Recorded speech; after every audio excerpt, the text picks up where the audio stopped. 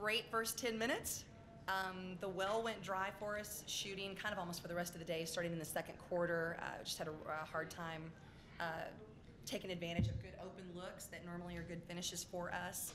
And you just can't have spells of dry offense against a team as good as South Dakota. But I thought that this is one of those times, and we were here in the same situation last year, I think, playing I don't remember who we had, South Dakota State in the semifinals, and what a difference, the 1 and 2 seed makes, having that day in between, and I just thought that's really kind of where we kind of dried up, kind of just lost our legs a little bit there in the second quarter, and I don't know that we ever got them back, but awfully proud of this team, and I can talk more about that here in a little bit after Kenny impresses you with her quotes and comments to the press, and that's all I got right now.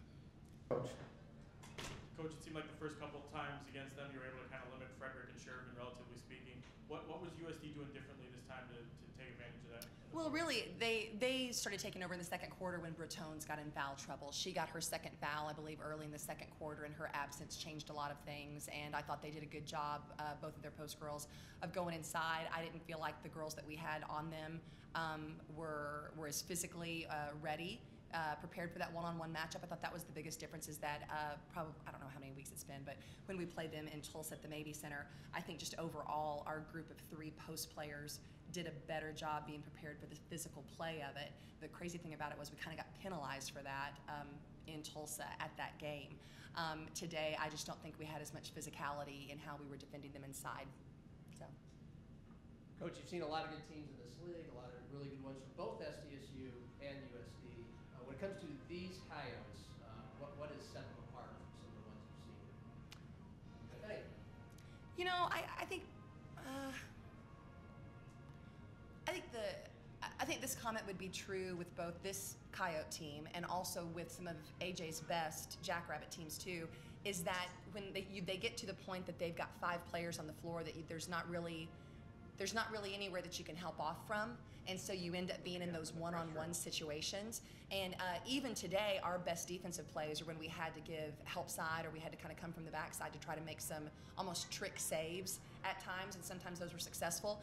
But if you don't succeed on it, you're leaving somebody wide open for a 3. I think Chloe got a couple of 3s deep in the corner on some of those rotations, and I was actually pretty pleased on even some of those rotations for us, because we were challenging, but it's Chloe Lamb shooting a wide open 3 in the corner, so I think that's probably, when you get to the point that you've got 5 that nobody can help off on, I think that's usually the hallmark, because when we write those personnel on the board, you're only writing 6 or 7 names total on the board. You got Taylor coming off, who of course was 6th man of the year here in the conference. You've got Liz that you're kind of putting up there, who handles the ball a lot. But within that rotation of 6 or 7 that they're playing, that's an awfully good group. Last question. Coach, what did the Coyotes do defensively that kind of got you out of your rhythm offensively after a fairly strong first quarter for you? I think the biggest thing for us is we missed shots. I think we missed a lot of shots. I mean, we had 20 shots that included 11 threes, and in fact, it was too many threes as far as I was concerned. I felt like the physicality of the game, that we could have gotten to the free throw line a lot better in the second quarter. I think for us, I just kind of saw it. I mean, you saw. For me, always, with this senior class of 5 that we're graduating this year, that first 10 minutes of that quarter will be the hallmark of what defined them for our team and for our season this year. Because they're not supposed to be in that game. They're not supposed to be, they literally are David versus Goliath, in this situation, especially after not getting a day off and playing immediately yesterday and back here today at noon. And just the fight and the grit that ended that first quarter for us the way that it did. And then the fight wasn't any different, but the legs sure are, when you start getting into that second quarter. And I think Dawn would tell you the same thing. They didn't do anything differently in the second quarter. We just didn't come through on some of those shots that we needed to hit.